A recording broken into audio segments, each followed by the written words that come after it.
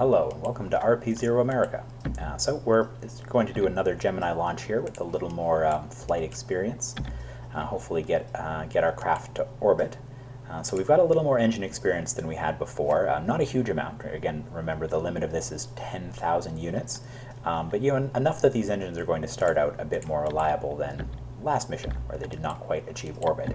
And I figured I couldn't think of another thing to package with this video. Another kind of quick mission to do, because we're still a few hundred days out from kind of the Mars orbit, or Mars atmosphere interface for that other mission, which is going to be pretty fun, because I genuinely don't know what's going to happen with it. Whether I'm just going to aerobrake, whether we're just going to hit a little bit of the atmosphere and still not quite achieve Mars orbit. In practice, what NASA did was in their first flyby of Mars, which was like in the mid-60s, I believe. I recently read a bit about this, but my mind is like a sieve. I read the actual NASA reports, which were really cool.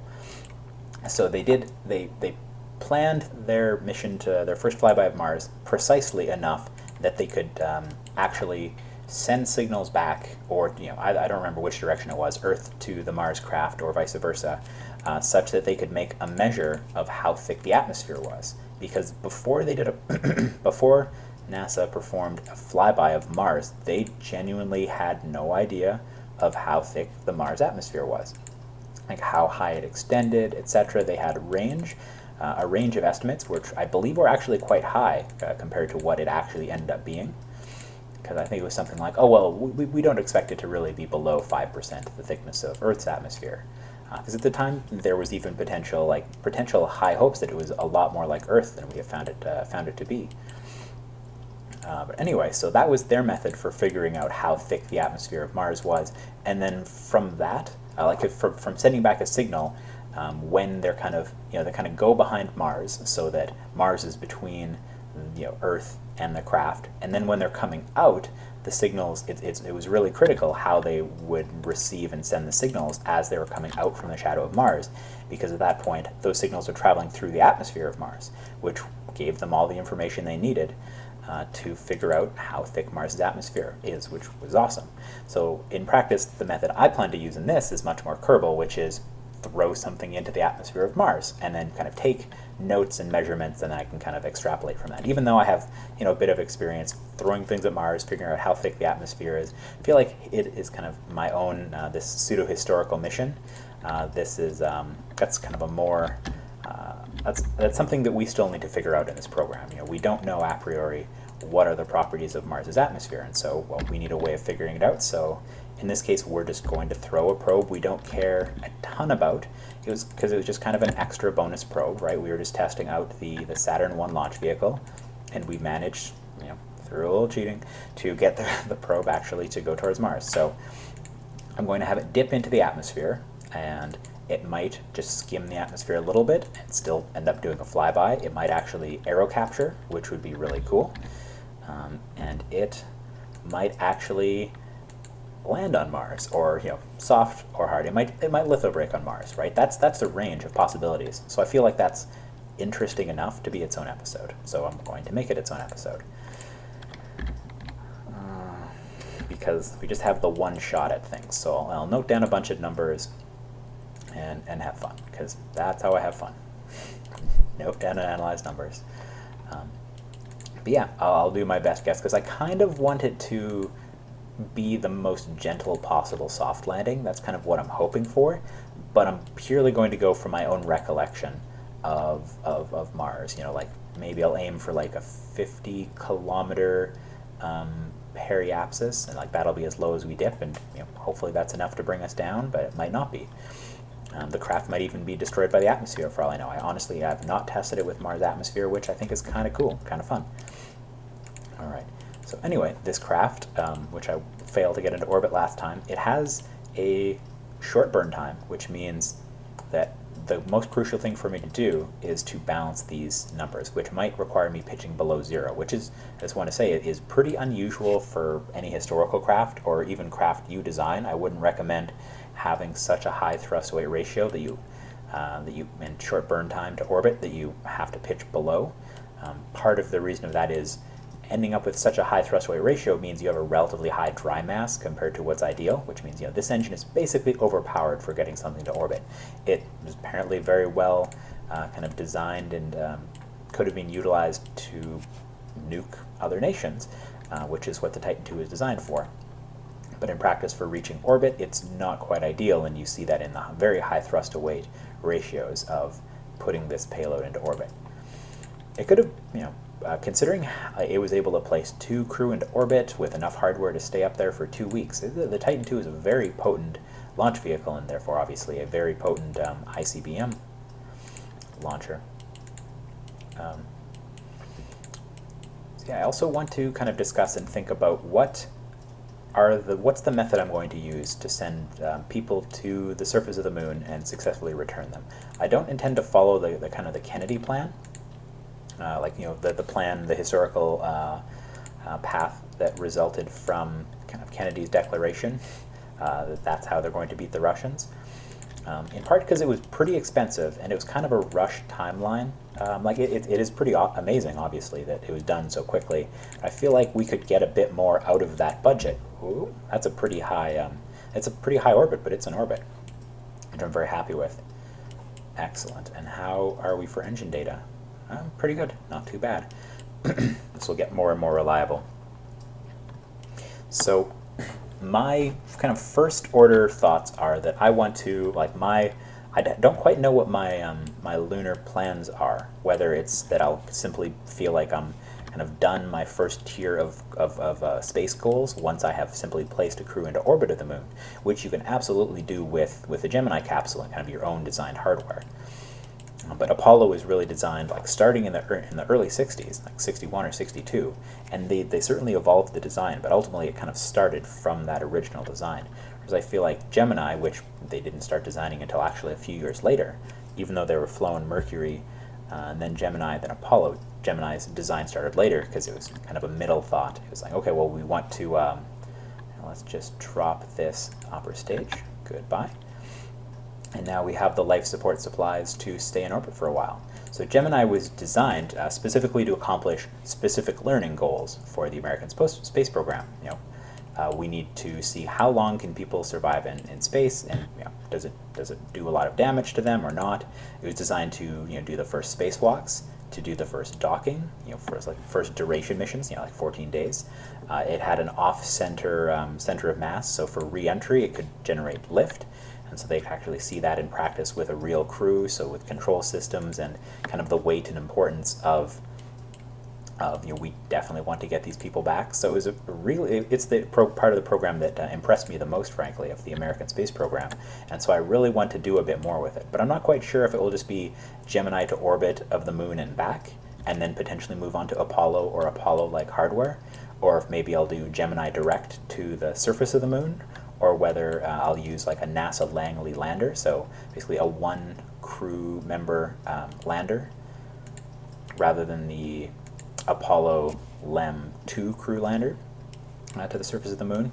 So there's a lot of options, and people, you can certainly weigh in, and I'll consider what people think might be the most interesting thing to do, but I'm kind of, right now I'm leaning towards just getting into orbit of the moon with the Gemini hardware and then moving on to Apollo or Apollo-like hardware, and with a goal not of the end of 1970s, because really, there's nothing super amazing to me of landing on the moon really quickly, but I'm more interested in, say, long duration and real, hard science on the moon, or it's a good excuse to for me to kind of flex my large mission design, kind of rocket and payload design to the surface of the moon.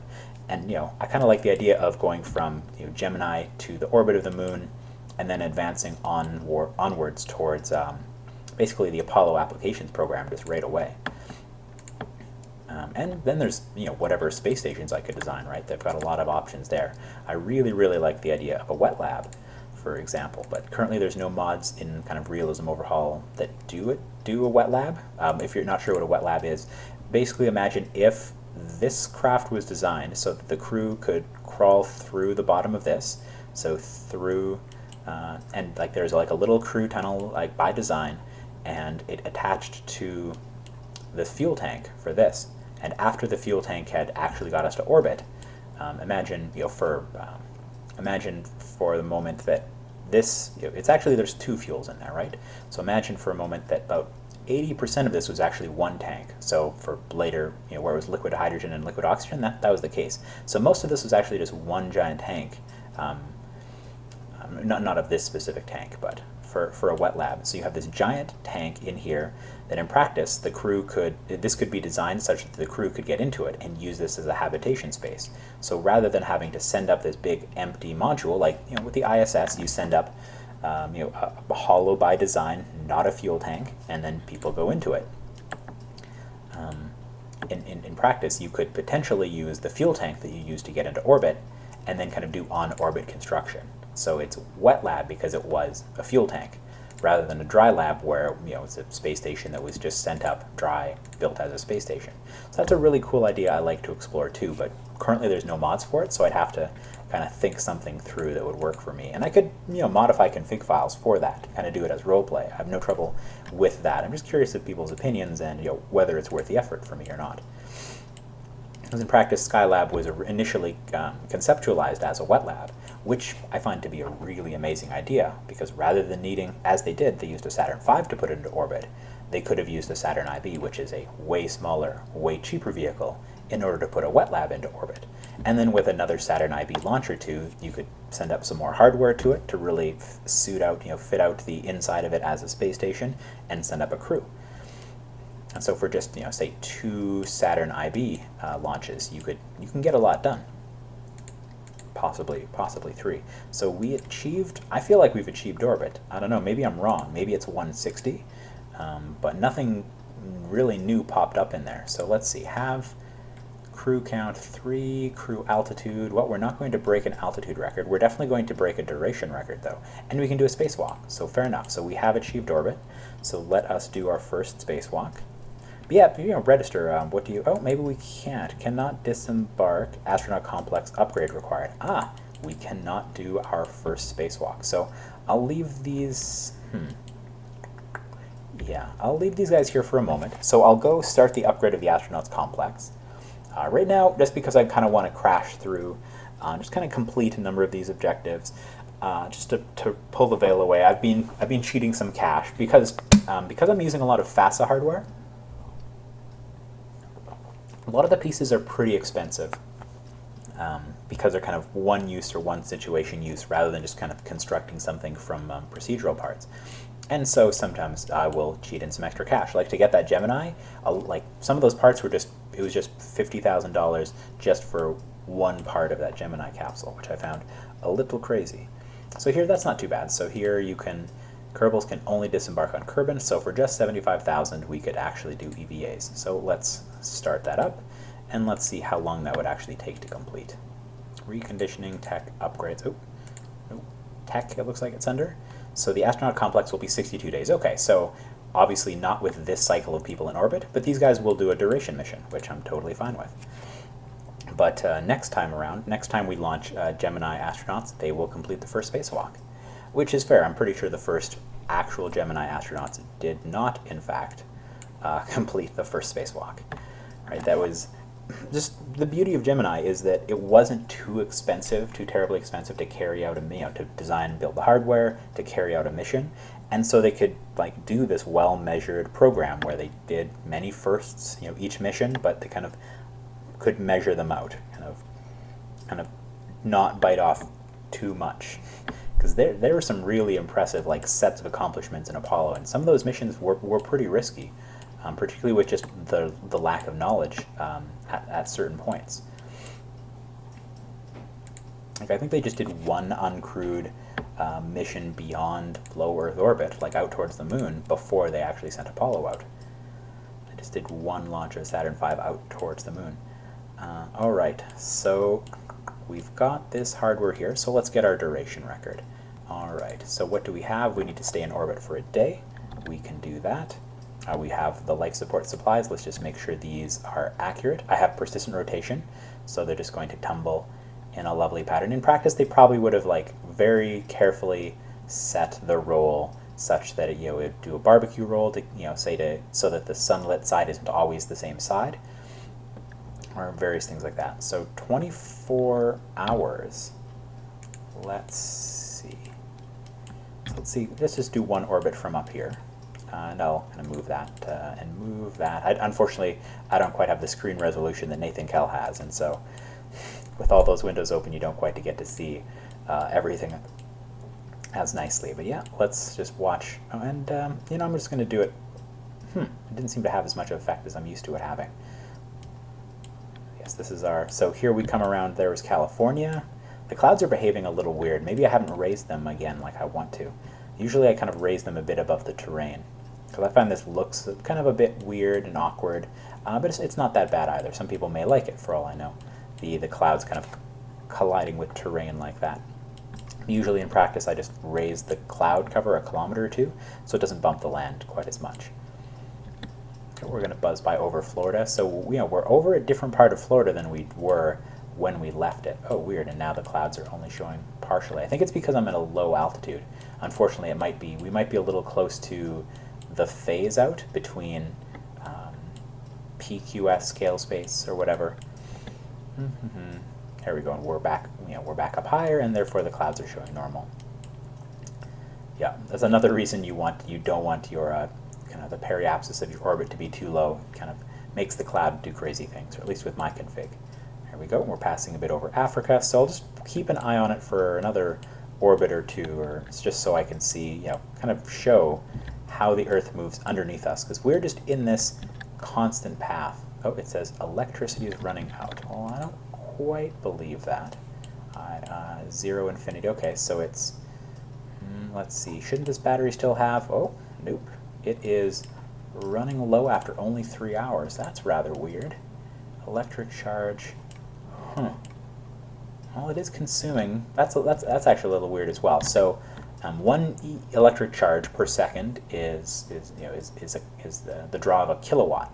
So that's a lot higher of a draw than Apollo actually, or sorry, than Gemini should have. I think it should be like a quarter of that, if I recall correctly. I could be wrong. I'll have to look that up. But let's see. We don't even have carbon dioxide scrubber on. We haven't been in orbit for very long at all. Just what, 2-3 orbits. And of course this is measured wrong, but that's just unfortunately a current limitation of the code in Tackless. Doesn't recognize the way we have power drawn by certain things. Okay. Okay, so it's drawing 2 kilowatts, so we are in practice running low on electric charge. There's just so many bugs, and I just don't have the time to kind of smooth them out or figure them out, so I'm just going to cheat in some electric charge, unfortunately. Sorry. Alright, so I'm going to switch views here and select the Earth, so we can watch the Earth rotate rather than kind of getting the camera whipped around. And I will continue to add electric charge until we get our 24 hours, and I'll figure that out between videos, because that doesn't seem quite right. The electric draw seems much higher than it should be, because 2 kilowatts of power is a lot, particularly so that would be 1 kilowatt drawn per person, which is huge. I think the average was again like a third or a quarter of that for Gemini. Is it slowing down for some other reason? Down to 10? Why is it slowing down to 10 and 1? Maybe it's angry. Oh, okay. Alpha reconditioned. That's great. So the launch pad has reconditioned. Okay. Let's see. Sometimes it slows down. The alarm clock slows things down for things I don't care too much about, and I don't know if there's a way to just make it ignore certain things. Like, generally it's not important when one launch pad is reconditioned. That's usually not the kind of thing you're waiting for. Alright, so 17 hours. Yeah, I don't know, this amount of electric charge should last it longer. I'll have to look into the draw amounts for it, for the Gemini hardware. Maybe I'm remembering it wrong, or maybe something is weirdly configured. Alright, there we go. So we got our day record. Or is that a record? Let's see. Crew duration record, 1 day, yeah. So Mercury, I think the longest a Mercury astronaut was up was for 2 days. Let's see. And for Gemini, it was specifically designed that once they had let me try to remember. So without a fuel cell, with just batteries, I think the longest they lasted was under a week, maybe 3 days, 4 days. But once they had the fuel cell in and it was functioning well, so that was a lot of added technology to add the fuel cell to generate their electricity, and definitely some added weight, which they still had just the Titan II to launch it. So they were cherry picking their Titan II launch hardware so that it would still be able to lift these substantially heavier, like hundreds of kilograms heavier, which was a lot for a fixed launch vehicle, to be able to get them that much weight into orbit. And then at that point, it was 2 weeks. They were able to keep it up for 2 weeks.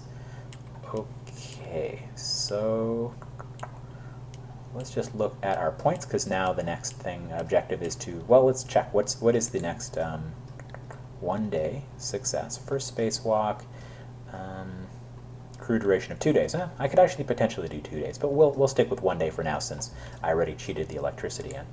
Okay, so now I want to figure out where do I want to come down. So, do I have another orbit selected? It's weird. It's like I'm targeting something else. Set as target, unset as target. There we go. I don't want any targets. I just want to see the parameters of my orbit. So here, which is currently over, so this is going to be rotating that way. And so this point is going to be over land for a while. So it will be a little bit until, because that's the low point. So that's the point I want to use to come down. So carbon dioxide. Nope. What? No, wrong button. Sorry. And I even said it out loud. There we go. Okay, so electricity. So I need to wait for the Earth to rotate around until this low point is over an ocean. Miscellaneous tools, give you some more power. Maybe we will end up doing 2 days. So that's, of course, if you like to really pay attention to your missions, I probably would have realized what my duration would mean for where the Earth would be, what position my orbit would be in relation to the Earth, after allowing the Earth to rotate for a day or two.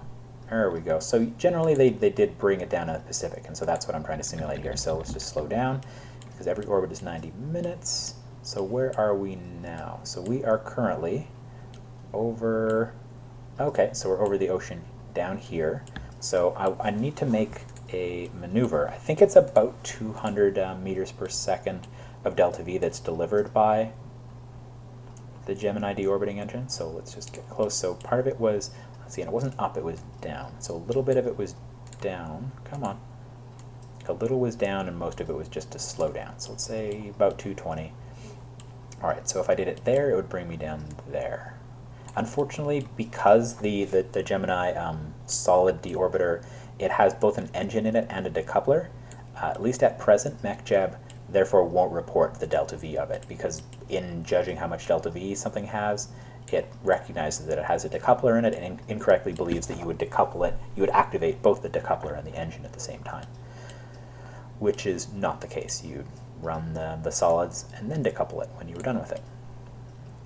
Alright, so this is a good enough spot, just a bit off of the coast of California there, and it looks like it would be in the daylight. So that looks awesome. And in fact, if I just wanted to tweak things for visuals, like I'd highly recommend you do this yourself, just to see how awesome it looks. Try to bring yourself down near the Terminator here, because when you're below space, like once you're below 150 or so kilometers, actually I'll shoot for that. Let's just go back a little bit.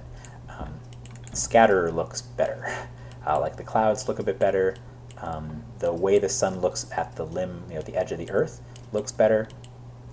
And so I recommend trying to come down when you can, kind of on the sunlit side of the Terminator, because then you're kind of coming down into the atmosphere where scatter will really kick in its most beautiful settings. And I think at some point scatter may make it so that the sunlight does that in space, but currently that's not the case. Like the sun, you may see what I mean if I actually get this right. But actually pointing right now doesn't make the most sense, because I've got persistent rotation and I don't think it has the cheat mechanism built in right now. Let me check. So if I turned on SAS, then yeah, it would, it did stop me from rotating. Okay, well, fair enough. For some reason that wasn't working for me before, but who knows. Okay, oh weird, and for some reason that target is moving. I don't know. It looks like it's moving relative to me. So maybe my craft was still moving. Anyway, let's just, okay, let's try to get a bit closer to this target, because we're rotating pretty slowly, and then turn this on and see if we can actually cheat persistent rotation off. It looks like it did. At the same time, it looks like that's moving. It's moving in a way that I normally wouldn't expect it to move. Like it's getting further away from how I'm currently pointed, which is strange. So the solid, if I recollect properly, it takes about 30 seconds to burn. So I don't need to bracket the node time too much. You know, I don't need to, well, okay, I wanted to bracket it a little more than that. In practice, like, you're moving really fast in space here. So I suggest a second doing your burn a little later has a lot of an effect. All right. 15 seconds, yeah. Doing it later, so I'm going to land a bit more on the sunlit side. Okay. So I would recommend, so if you're using kind of Gemini, FASA type Gemini hardware, I would recommend keeping a low orbit because you're kind of limited by this solid. Like, and so you have always about the same amount of delta V to deorbit yourself. So let's try to be a little more realistic. I don't think there's a way for me to just decouple that, so fair enough. Let's just pop that off like I normally do. And so will MechJeb? No, it still won't report it, even though setting up right, that's fair. So activate engine, boom. It gives you a pretty good kick. It's about half a G. It does kind of have a thrust curve because it's actually made up of 4 independent solids, which is not a bad concept for a deorbiting engine at all. Because let's say only 3 of these were to run, right? Okay, you're still going to deorbit. One issue is that they'd be burning off the center of mass.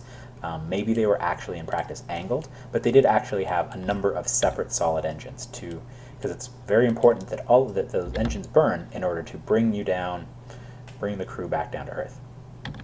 All right, and it also looks like I was wrong in how much delta V it delivered, so fair enough. But it looks like it did bring me down, and it looks like it impacted, so a little closer to California than I originally expected. So turns out the amount of delta V it delivers is a bit closer to 100 meters per second, so fair enough. And decouple you. As you can tell, I am rusty. I've not played a ton of KSP in the last month or two because I've been busy. Okay, so the sunrise will be coming soon enough. Let me see, do I have this lit up? Yeah, it's lit up a little bit. Just weird, my screen displays it differently than it displays on the recording. So let me just crank this brightness up a bit. There we go, and I can tick back and forth between the two. There we go, so you can see, unfortunately, I think that's a bit inaccurate. I don't think you'd see this sun on the ocean in reality, but maybe I'm wrong. And then, there we go, sun comes up. And we might be actually low enough so that notice how the sun is a bit red. And when you see the sunrise from orbit with RVE and scatter currently, I don't believe the sun comes up red when you're in space, but it does when you're low. And so this is around the boundary where that happens, where it actually starts to calculate and decide what color the sun should be based on where it is in relation to the kind of the edge of the Earth.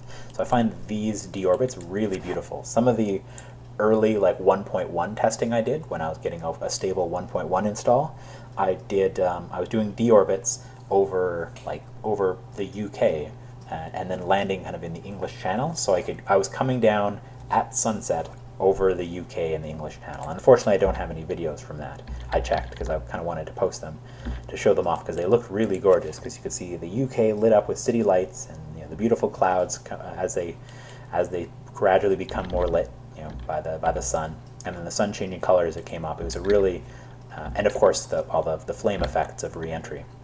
It was a really visually stunning re-entry that I wish I could share. Turn descent mode on. So even though it's not the most historically accurate to say land in the UK or land, in the English Channel, it is a visually stunning place to land with RSS and RVE and scatter and everything installed. Yeah, I'm kind of lucky that 1.1.3 works so nicely with. I really like how this subtle color and brightness change as you come down. I find that really realistic. It looks much more realistic to me this way. Let me know if people have an opinion, but I'd rather do it this way. But I recognize that, say, in a YouTube video, the craft just looks so damn dim and you're basically not seeing the craft. But I mean, at this point during a descent, the craft isn't a ton to look at either. You know, it's just kind of a black shape anyway with, you know, Kerbal states written on it. Speaking of which, I need to kind of, now that I'm slowly coming back into the Kerbal loop, I need to look to see if FASA is nearing kind of an updated release, because Raider Nick made some really nice textures for a bunch of it that made it say the United States, or just removed those labels entirely rather than it saying Kerbal, because Raider Nick loves realism, as do many of us who watch these videos and play these mods. And so, of course, it kind of breaks the realism for it to say Kerbal States on your Gemini capsule when perhaps it should say nothing, or perhaps it should say the United States. Alright, so we are starting to come down. So we came down just a little late to get the most awesome sun effects, but hey, I think that was still still very nice visual effects. So we should be approaching the atmosphere. I should probably keep the craft pointed. Thankfully, we do have a pretty good amount of fuel in here, so I can be kind of sloppy in my re-entry. So, okay, things to start with. So let's kind of get pointed retrograde, switch it to surface retrograde, because those will start to diverge soon, and get it pointed such that we'll get a bit of a lifting re-entry, not a full lifting re-entry. So it's not all or nothing. So when you bring a capsule down, like Gemini or Apollo, or some of the other mods that are based on that, I think Soyuz does as well. You have descent mode. So descent mode on, descent mode off. So with descent mode on, the center of mass is shifted. I discussed this a bit in the previous video, but I don't want to assume everybody watches every video. So what's going to happen is that the craft is going to want to tilt away from being directly retrograde during a re-entry, and that will generate some lift. As the air hits us, some of it will be kind of urging us, pushing us up, which will have an effect on the vertical speed. You can even see it happening right now. And so because we're coming down fairly gently, like I was expecting 200 meters per second of deorbiting delta V, so I was expecting to come down a bit faster. So I don't need a super gentle re-entry. And in practice, that skimming through the upper atmosphere, like at this altitude, for a longer time is actually pretty hard on the ablator. In reality, we have simulated that a bit, if the numbers are right, in Realism Overhaul. Like, it's kind of dependent on like how fast you're moving, how thick the air is, and whatnot, for how much ablator you lose. So if you're looking at kind of bang for your buck to get the most out of your ablator, you want to burn it out lower in Earth's atmosphere, like around 50, 60 kilometers up. So that does result in a higher temperature for the capsule, but as long as it's below the max temperature, that will still give you the most deceleration per unit of ablator.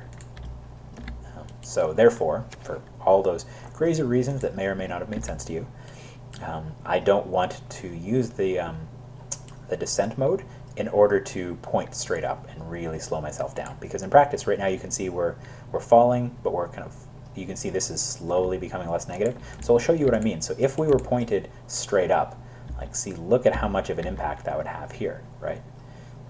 We would be falling much slower, and that's an impact every second. It's an acceleration. And therefore, if we were pointed all the way up, it would take much longer for us to come down. We would spend much more time at a higher speed, higher in the atmosphere, which in reality is it's like a heat soak. It's not good for the ablative shielding. So I will in fact actually point down a little bit, because mostly I'm just kind of, this is a fun little mini game I will play at times. Let me make sure, yeah, let's brighten it up again. Sure, why not? To keep the g-forces from being too high. So I personally get to decide what too high is. So I usually want to keep it below 3.5 or 4. So I want to come down, and this is actually kind of like a Commodore 64 game I played, where it was literally, just imagine most of this little dialogue, the vertical speed, the acceleration and such. There were a couple of Commodore games, because the math behind this is pretty simple. Like, right now it's in this beautiful, stunning game, but the actual kind of orbital mechanics of re-entry or landing on something, it was just a game where you just managed kind of some like roll position or engine thrust and got to see these numbers. And so I like to think of this as a little numbers mini game, and it reminds me of those Commodore 64 games. So the g-forces are coming up higher and higher, so I will therefore put the roll position more this way. I'll just let it wander through center and back down to the other side. and so G-forces are pretty high actually, rather than letting it wander down the other side. So I'm hitting Q and E. I don't know which version of KSP this started occurring in, so I'm hitting Q and E. Now when I hover the mouse over here, Q and E don't activate, which is weird. Which might actually be a fix for something else that just feels a little weird for me now. So the G-forces got a bit higher than I was saying my target goal was, but like I said, I am rusty. So where will we end up coming down, actually? Let's see. So a bit off the coast of California. So America's mighty Navy will easily be able to find us here. I'd kind of like to see a mod or a challenge for hitting a specific target.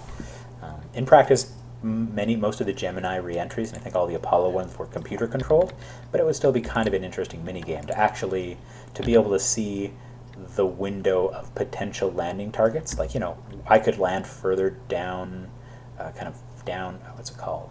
I'll say downwind, but it's downfield, down something. I could go further if I kind of stayed in this upward position for longer, right? So at some point you have kind of a window of where you could potentially land. And it would be neat to see that displayed, so you could be more precise in where you're landing and maybe be penalized in that manner. Like for example, in RSS as well as in stock Kerbal, you get a different amount of money back from your return depending on where you land on the planet. I think it's specifically just how close to the original launch site you land, right? But it would be neat to modify that such that it actually matters. Well, okay, here's your target landing zone. Like here's, say, the one ship or the 3 like Navy vessels that are in your target area that you want to land near, and you got penalized, or you got some kind of cash reward or gain depending on how accurately you could land relative to that target zone. Just all kinds of like actual historical realistic things that they actually did in the space program. It would be kind of neat to see as like little mini games in the Kerbal space program. Just my thoughts. All right, so we're coming back down. We had a nice fairly gentle re-entry. We didn't break 5 Gs, I don't think. It wasn't too bad. In practice, a ballistic re-entry would definitely have been more painful. All right, now the sun is just too bright shining here for me, so that's why I'm usually looking away. And funnily enough, the way I have this set up, it's actually less painful to stare directly into the actual sun than the kind of the pattern that the sun puts down on the ocean. So we're coming down pretty low. We're going to cross the cloud cover pretty soon, so we're well below Mach 1, and so let's pop this off and arm the drogue. So apparently we were low enough that the drogue was just entirely ready to go. Fair enough. But yeah, I don't know. Post your thoughts on all the things that I've said during these episodes. What do you think? What's the best way to carry out a mission to the moon for me? Because I've landed on the moon with Apollo hardware enough times. The real history, like for a lot of these missions I've done, I've kind of discussed the real history, followed real history, and it is quite interesting. But on the other hand, kind of when I go out to these larger, further, more distant goals, like the actual landing on the moon and the plans for a human space program beyond the mid and late 60s, I kind of like to think of doing my own thing. Kind of do more than was actually done in history, and potentially have legitimate argument of how that could have been carried out. So that's in part why I like the idea of the moon mission, the original moon mission, being less ambitious, because in practice, Gemini totally could have put crew, done a flyby of the moon and put crew into orbit of the moon well before the Russians. So it would have been a major, political victory. It's true America didn't know that. Like America made the goal of putting people safely on the moon and returning them when they had they even put somebody into orbit? Had they put the first person to orbit, or was it just after the first suborbital flights? I forget, but that's a huge gap of what you have actually accomplished and what you're striving as your goal. And the reason they set those goals was in part to demonstrate their superiority over the Russians. And so in practice, the Russians weren't anywhere near landing people on the moon. That wasn't even kind of part of their original space program, and they never really took it terribly seriously, just economically. Like Russia didn't have much of a chance of accomplishing that same goal, and in some parts for legitimate reasons, right? They were doing other things with their rocket program. And so even just, putting Geminauts into orbit of the moon and safely returning to the Earth would be an accomplishment, very, very impressive, and also beating the Russians, right? That would be something the Russians were not capable of doing at that time anyway. So it still would have been a propaganda coup over the Soviets. But yeah, I don't know. I like the idea of doing that in order to save money to kind of more slowly develop the Apollo applications program and actually send longer duration missions with more crew to the surface of the moon, or just save that money to go from, well, first thing is to orbit the moon, next thing is to orbit Mars or Venus, right? Put the money into something completely different from landing on the surface of the moon, because I really do like the idea of a more impressive mission to the surface of the moon, but I equally also like the idea of more impressive missions to Venus and Mars. So let me know what you think. What order of operations, what things do you think are more interesting? All right, so successful orbit. They stayed in orbit for 2 days. They ended up staying, I believe, with my electricity cheating, which I'll need to look into. And next mission will potentially be, oh cool, the clouds are going over, I believe, and so you can see the gradation of what that's doing to the grass. At least I can. Not sure if that will be captured in the recording. You can see the color is gradually being changed of the grass. And in part it also gets this weird pattern that probably comes from a visual mod. But anyway, next major thing we will do is either a more ambitious mission with Gemini, so longer duration once I figure out the electricity issue, and once we have had a chance to build the astronauts complex in 60 days. We're still a bit away from electrics, which will give us the full Gemini capability, so that will allow us to do some pretty impressive missions with Gemini, including the first on-orbit docking, 14 days in orbit, and then start designing hardware towards whatever our lunar mission ends up being. And also coming up is this Mars probe reaching Mars, which should be fun. So thanks for watching, sir. It's a longer video than average. Practice, kind of that landing takes a bit of time. But thanks for watching. This has been RP-0 America. Goodbye.